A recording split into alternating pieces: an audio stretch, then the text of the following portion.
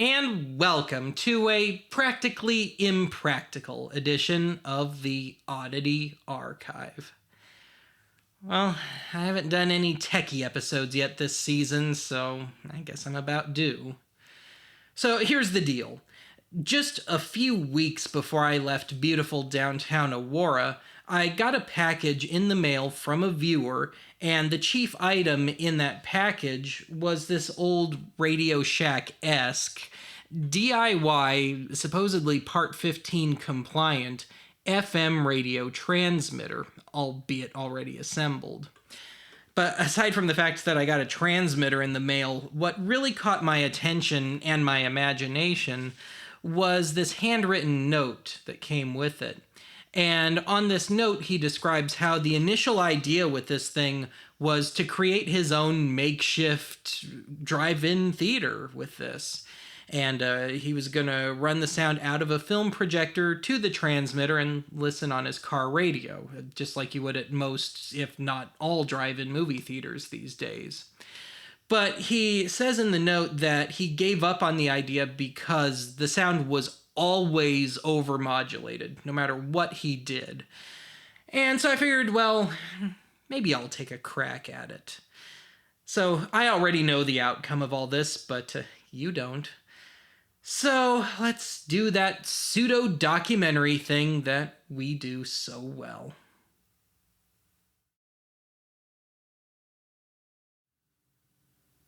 Before we begin, I just want to take a few minutes here and take a look at everything that was sent to me in this package. So obviously this is the star of today's show. This is the Ramsey FM10A FM transmitter, apparently Part 15 compliant. And I've got the case open, and it's going to stay open just because it's proven to be more of a hindrance than anything else. Now, as for this unit, I have good reason to believe that it dates to the spring of 2001, although I've seen references online to it dating as far back as early 1993, but I'll explain the 2001 bit in just a minute here. Anyway, I know my viewers like nice, pretty circuit boards, so there we are. And as I've mentioned, this is a DIY thing, so the original owner soldered all this and did a far better job than I ever could, so excellent work there. But anyway, we got a couple of phono jacks here, and I've noticed the channels are swapped, so I don't know if that was the previous owner's doing or Ramsey's doing, but big deal, I just swap them. And then we've got a spot for an AC adapter, which came with it, and a spot for an external antenna, which did not come with it, and I don't think came with it originally. I think that would knock it out of Part 15 compliance. I have no reason to believe that this is not the stock antenna, this telescoping whip antenna. Now, if I turn it around, there's another card here that corresponds to the back with writing and all, but I'm not using it.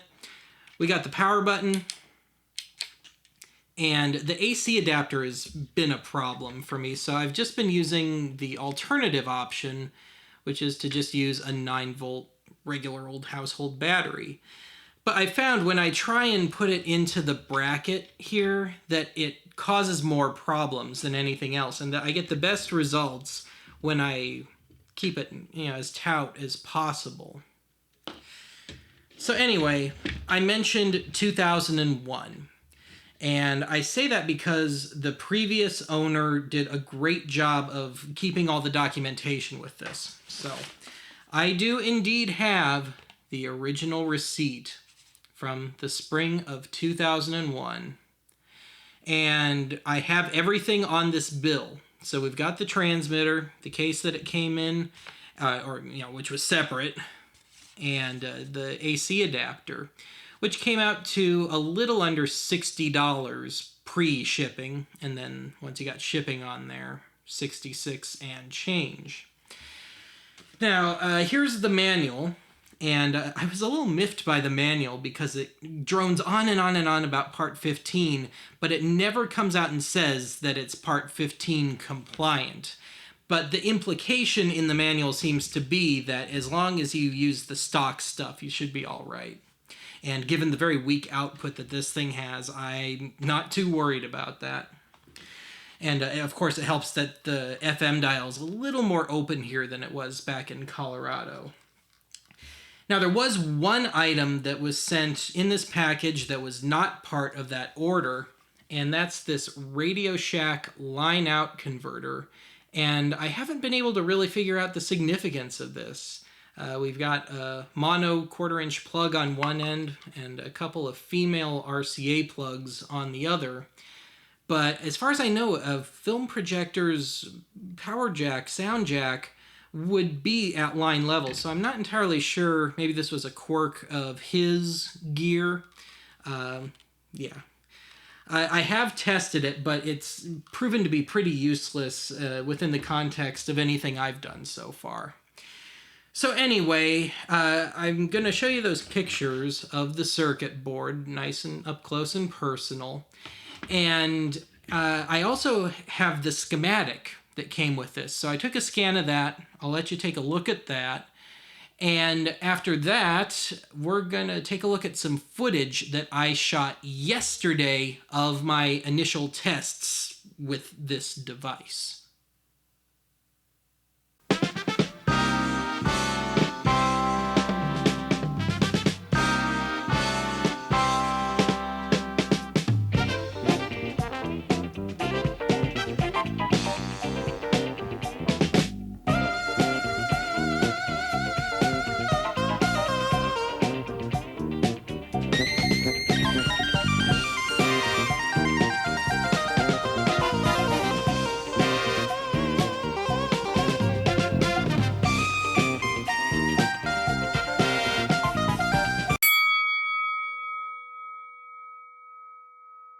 All right, as of the time that I'm shooting this, I haven't done anything else for this episode yet. This is truly 100% experimental. I have no idea what's going on here, but I wanted to shoot this, get this on tape, so to speak, just so it would be real.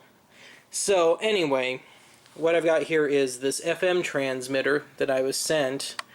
And there's a little thing in here. You can stick an Allen wrench of sorts in there, and that controls what frequency this lands on. And this little orange bit here, C16 I believe, dictates where on the commercial FM dial it can land. And the value that's in there, I think it's like 27 microfarads. I'd have to look at it again. I have the paperwork. But it's somewhere 93.7 or below. So it could go down as low as 87.7, I believe. 87.5. My receiver, I think, only goes down to 87.7. But anyway, we have a good idea of where it could be. And then there was a piece of paper here with a couple of frequencies written on it. Now, Sioux Falls already has a 93.3, so that's not going to cut it. So I'm going to have to try and keep this real brief. Granted, it's a very low-power station. It only comes in every now and then here in Archive HQ. I get it maybe half the time in the car. So that'll have to change. But I really don't know how accurate this is. So all I can do is just hook something up to it, hit the power button, and roll with it. See what happens. So I've got the first CD I found, which was a Time Life Hits of the 70s, one-hit wonders sort of thing. Stuck in the Discman. Hooked it up here. All I had was a three-way handy, so the video cable is obviously redundant. And I do have an AC adapter for this, but I thought maybe a battery would be better right now. And also, I'm not too sure about the voltage for the AC adapter. It seems like it might be a mismatch, but I still need to look into that some more. So anyway, I'll shut up now. Let's just try this out. I've got the receiver on 93.3 right now, and true to form, it's not coming in. But really, once I turn this thing on, it should create dead sound, silence. So let's just see what we get here. Well, that didn't happen. So I got my remote handy here, if my camera will focus. I'm going to be hitting the tuning. I can go one step at a time with this, so Let's see, it can go up to 93.7. Nothing, nothing. Too far. Okay, so let's go the other direction. Okay, well I have quiet there. Of course, I think I forgot to hit play. So is 92.9 it? I don't think there's a 92.9 here. Okay, I hear something. Is that it? Okay, I have the full-fledged tuned thing at 92.8. Okay, so I'm going to call that 92.8. And I'll turn that down before the copyright bots jump on this one. Alright, so the next step is to figure out how to get this in a little better spot and how well I can dial it in. Alright, I went to my best FM radio antenna, which is my car, and the cherry spot on this part of the FM dial seems to be 92.1. It's the only thing around here I could find that's not only dead but doesn't have anything on either side of it, so 91.9, no 92.3. So now the trick is, this thing is supposed to, this little frequency tuning thing here, is supposed to do the whole commercial FM band, so that could be interesting. So I've got the transmitter going, I got the CD playing, I think, yes I do. And I guess I just have to kind of go for it, don't I? And this is a little plastic screwdriver doohickey that came with it. So, I'm just very slowly turning it. Counterclockwise is the presumptive direction.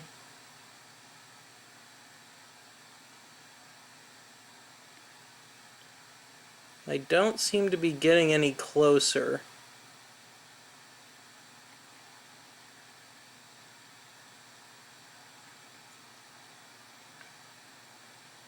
Alright, I'll have to turn the camera off and see if I can't root around and get to it. Alright, it took some fidgeting. I didn't realize that you really have to crank the dial in there with this doohickey to change frequencies, so it took me a while, but I did get this to land on 92.1 finally. Still got it playing, and it's pretty underwhelming. I mean, this is about 6 to 8 feet from the transmitter, and it's still pretty fuzzy, but 92.1 seems to be the winning frequency here.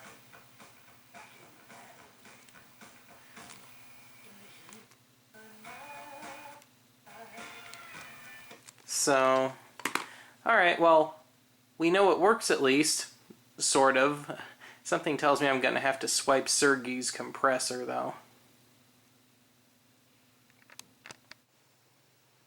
Alright, let's try this out with the AC adapter that I was sent with this. I have a feeling this might be too much power. I have a feeling that it's not going to handle ground hum too well or anything.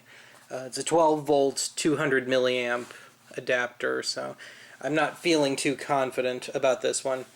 But anyway, here we go, back on 92.1. Oh, and we got, you probably won't hear it through the camcorder, but we got hum. Big hum. Come on. Yeah. It's about what I expected. 9 volt battery it is. Alright, let's try the AC adapter again, but this time we'll use a hum eliminator. I had to borrow this from Sergey. Alright. Let's get it all nice and hooked up.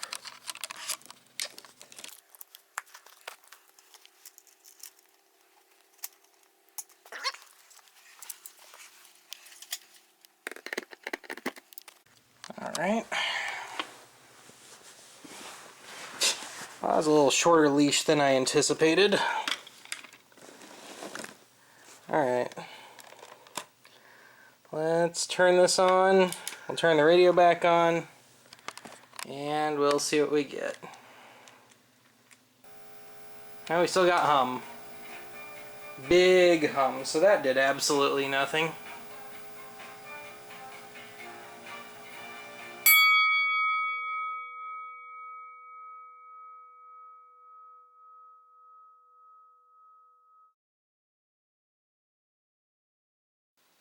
Alright, let's do that proof of concept thing. We got the projector hooked up, obviously. Got a spot to put the camera down, although you'll have to wait for me to turn off the autofocus. It's going to look pretty bad regardless, but let's try and make it look as not bad as possible. And the signal flow is as follows. We got at least half of one of my RCA stereo pairs going as taut as possible within the confines of this room to the FM transmitter. Got it going to my RCA mono female to RCA stereo male adapter going on here, so we can get dual mono sound instead of just strictly left. And I haven't figured out a way to do mono with this transmitter, so we definitely need that. We're going to run it on 9 volts. Got the radio tuned to 92.1, and that is running to the CD burner, which I suppose I ought to fire up here. And we got static. Got a pair of headphones here, and if I hold the camcorder up, you'll be able to hear just empty noise. So anyway, if the camera will focus. And it doesn't seem to be in a focusing mood again. Alright, let's just start. And let's see if we can't dance around the whole copyright thing. Okay, we're running. Let's turn on the transmitter. And that should cut off the static, and it should just be dead silence, or as silent as you're going to get. Okay, I just heard it turn off. Got nothing going on. I know it's a really, really weak output, so I'm going to go ahead and crank this. And all that there is left to do at this point is to just kind of hope for the best. So bear with me here for a moment while I turn off the autofocus. Go long range with it. Let's turn off the lights. We'll fire up the projector and we will see and hear, at least in the final product, what we've got.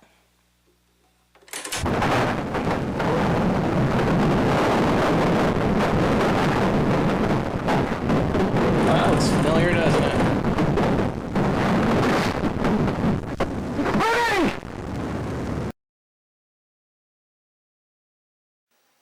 Alright, after listening back to that audio, it was a little blown out, and funnily enough, the previous owner warned me about that. So, I don't know if this is going to do any good or not, but I've hooked up the compressor that is usually used for KLAK. I had to borrow it from Sergey. And so I've got that added in line now. And I think I may have to straighten out the cable a little, just given some of the heartaches that I've been getting here with this stuff. But anyway, it's obviously registering those red dots just with nothing happening. So I don't know if this is gonna do much of anything, but I feel like anything else, like I could hook up a graphic EQ, but I'd imagine that would make it worse, and I just can't think of anything that I have in my possession that could attenuate the signal. So we'll just give this a little shot here. So I'm going to get the CD burner going again. And the transmitter, I believe, is still on. Yeah, it is. Of course, I don't have the autofocus on. Okay, let me turn off the lights. and we will see what happens this time around.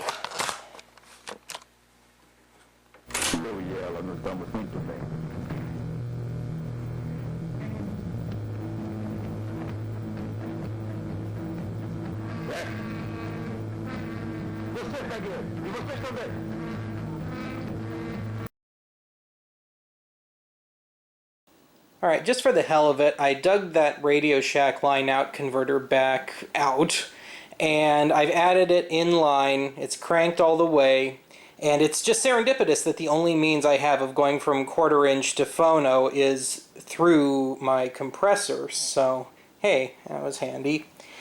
Alright, everything's already plugged in and turned on, so let's get the CD burner going again.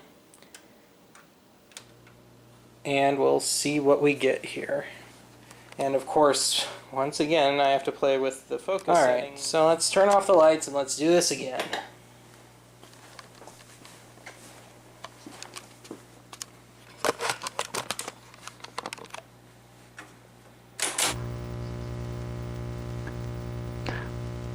Porque eu costumava sair com ele antes de você.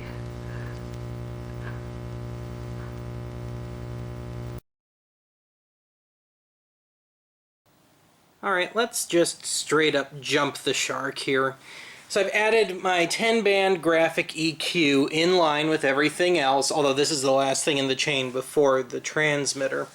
And what I've done here is not only have I used it as a notch filter, but I've just taken the lowest 3 frequencies available here and just cut them out completely because there's so much gunk going on down there.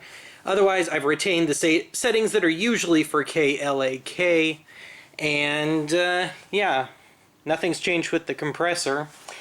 So let's give this another go. Okay, we're back on the air. Let's get our feed going again here. Alright, let's turn off the lights first, and let's do it again.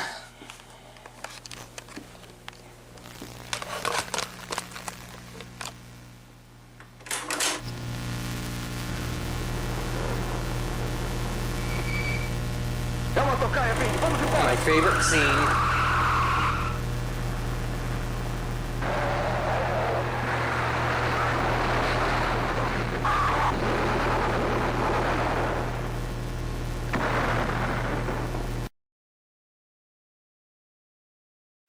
Well, the end goal of this episode was to take this outside and the transmitter and actually attempt a drive-in movie sort of thing.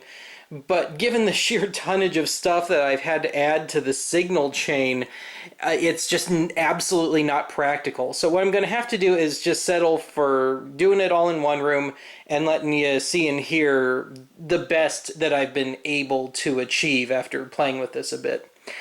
But anyway, the final signal flow is from the projector to the splitter, and I decided to just leave the line out converter in there because it doesn't add anything, but it doesn't take away anything either. So I could hook it up another way, but it's already there, so why mess with it? And so we're going from the line-out converter to the compressor to the graphic EQ, the very heavily filtered EQ. It's more of a filter this time out, to the transmitter.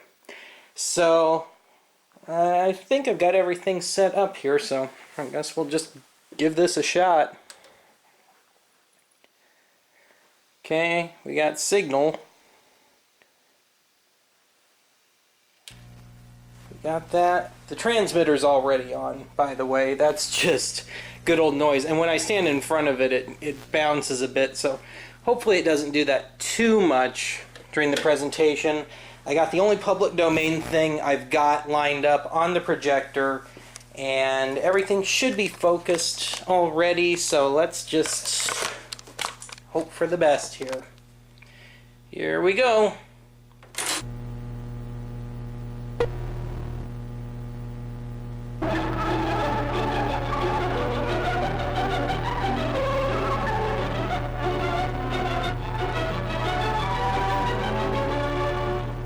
I'm Kent Easton of Blackhawk Films. For nearly 50 years, we've had fun bringing classic films to collectors. But I'm convinced that the real excitement is a sample of what I mean, going back to 1917 and Charles Chaplin in The Cure.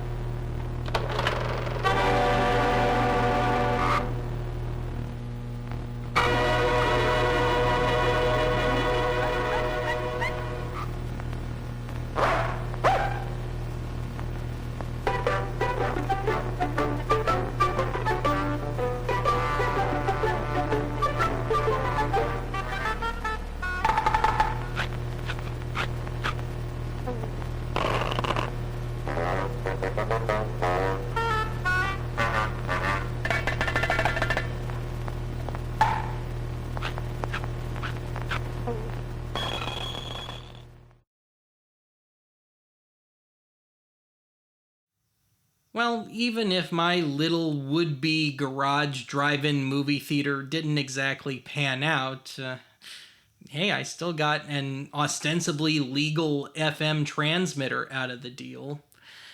Now, I don't think I mentioned this in any of the documentary footage I shot. I haven't edited any of that stuff as of my doing these box segments.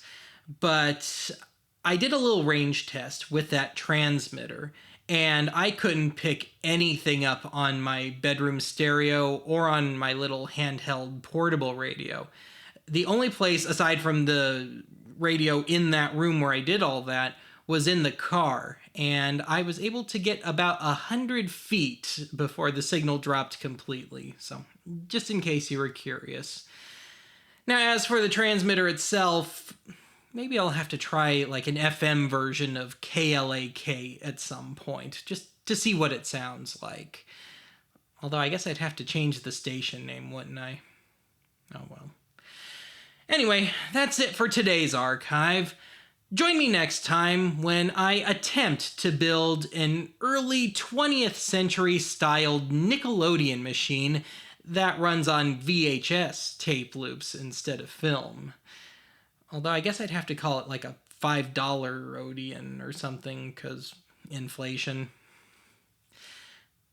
Actually, that doesn't sound like too terrible an idea. On to the next project.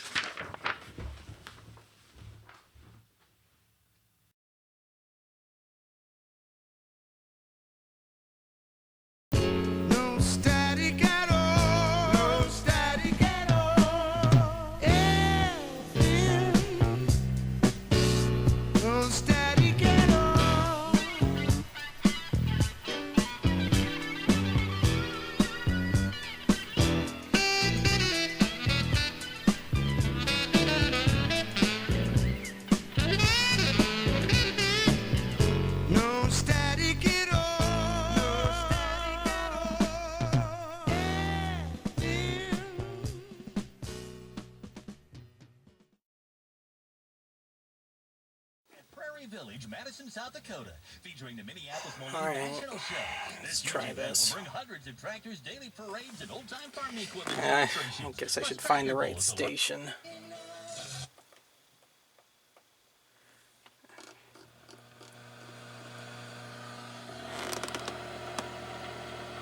A ball lying in a sprinkler connection may be dropped without penalty, no nearer the hole. It's just not the same.